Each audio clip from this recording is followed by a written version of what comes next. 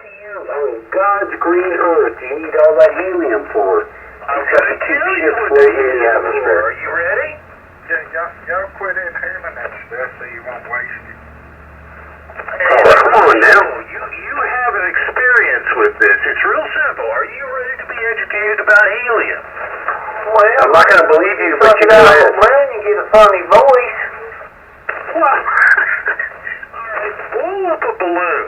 Just a regular old balloon. Two of them. One with helium and one with your breath. And watch which one deflates first. Well, you can see that with the party balloons they sell you that within 3 days is drooping over. Yeah, but these weather balloons and satellite balloons, they're in its molecular thousands structure. of cubic feet of Go helium. through places of minute, tiny paths. Very, very, very tiny paths. And find its way out. They use, in their technology, helium to leak detect their spacecraft. Oh, well, All right, hey, I got a question for you, Lindell. they're using so bigger volume of that. They're trying to, it's not called they're trying to leak. They leak detect their spacecraft with helium. I know this because I got a friend that works for NASA, and that's what they do. There's millions of volumes of masses of it to find leaks. Okay. Hey, Lindell. Yeah. Okay. So, sorry, my finger was on the middle of the microphone. It gives me a little RF there. Because I'm running so much power right now. But, so, there's so many satellites up there. There's thousands of satellites from all these other countries all over the world, right? And everybody, they're just up there zooming around the globe, right? But nothing ever collides, nothing ever gets hit. There's never a debris pattern, right? You've never heard of this, right? You've never heard of a satellite crashing into another satellite, but there's hundreds of thousands of satellites up there.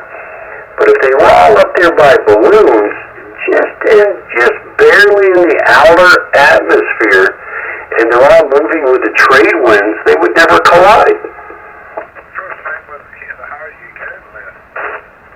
There's about 7,000 satellites. I want to give you. I want to give you a little point here. That pointer that you need to do some research. Look at the number of ham radio satellites that have been put into space since the 1970s. I want you to ask any one of the people that had anything to do with those ham radio sites, if they put them, or those ham radio satellites, if they put them up there with a balloon. Well, contraire, big dog. I have seen those interviews, and they were put up with balloons. Well, before I take your word for it, show me. Well, that's how they did it originally. When they first started satellites, they were put in to high altitude orbit with helium balloons. Well, they probably did, but they're out in an orbital pattern around the planet. Because once they establish the orbital pattern, it's set, and it doesn't degrade very fast. Now, we have a degradation of the space station that gets of its orbit every so often. And I want you to look at the orbits that have already degraded and the satellites that have already re-entered the atmosphere just in the ham radio community alone. And tell me if you think that was a balloon. I think it was balloons. I'm convinced 100%, and you'll never convince me otherwise. And I do believe the Earth is flat. So there you go. Okay, as long as you say it's flat. And in some places it is. Russia's publicly released about their space program. They quit their space program. Their statements were they couldn't break through the firmament. And Elon Musk said the same damn thing.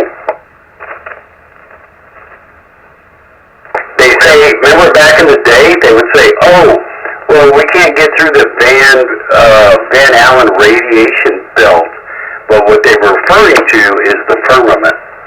So what you're saying is all those probes that we've already sent up, it's the circled Saturn and Uranus and the one that's already left our solar system, they couldn't get through? Do you really know for a fact that that's true? You've been lied to about everything pretty much your entire life, and you're going to believe that? It's already been debunked. The probes that are on Mars are being filmed in the desert. I mean, they're catching rats rolling around on the rover. Just the other day, somebody spotted 2 flies, American flies, and they were American. These flies had American flags on, right? They were on the rover Curiosity. I mean, come on, you've lied to about everything your entire life, and you're just going to believe what you see. Oh, what about the mouse they saw? Oh, that was on the International Spacecraft. Yeah, the mouse that ran across the solar panel. Yeah, Lyndall, explain that. It's called Photoshop. Yeah, it's called you're being lied to, period. You don't think anybody can Photoshop a mouse on a solar panel out in space? And you don't think possibly you're being lied to and it was filmed in a studio? I mean, you got to think both ways there, Lyndall. I mean, think both ways.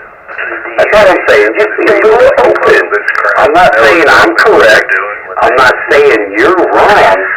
I'm just saying be open. The brain with this stuff on the internet, you don't think they're not doing that? They've been doing that since the early '90s.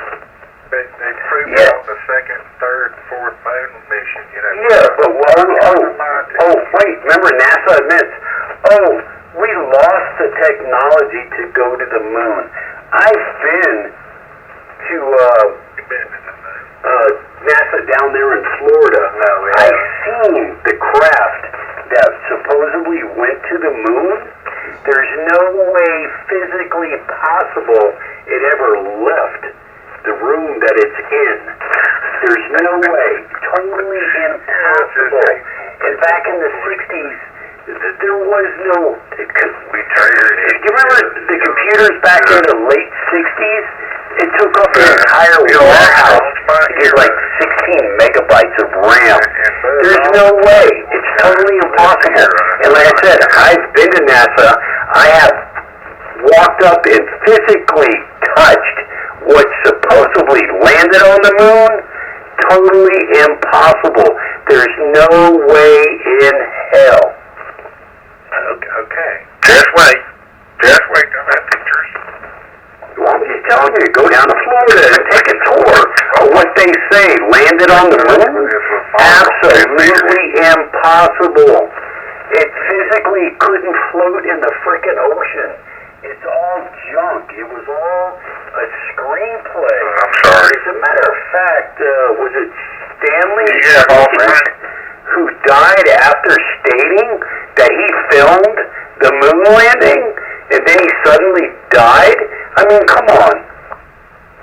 Oh, the first one that was depicted on the media was absolutely staged, but we went to the moon. Hey, Lyndall. What? I'm sorry, this is KT4EN Knoxville, North Carolina for ID. We got our station coming in on the frequency. Lyndall. Somebody's asking for Lyndall. Lyndall. Can't hear me, Lyndall. Come on, perk up, Lyndall. Answer. Come on, Rob. Take the switch off. It's me.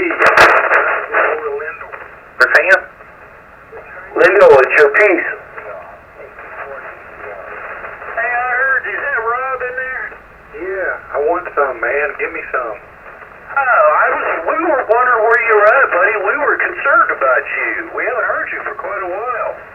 Well, I went to the moon. I was up there on the moon riding around. Stand by. Get up there. Did you see any stars up there when you was up on the moon? I got headphones on and everything, and I got a rough copy on you. Stand by. Let Rob and Lyndall have their conversation. Stand by, everybody.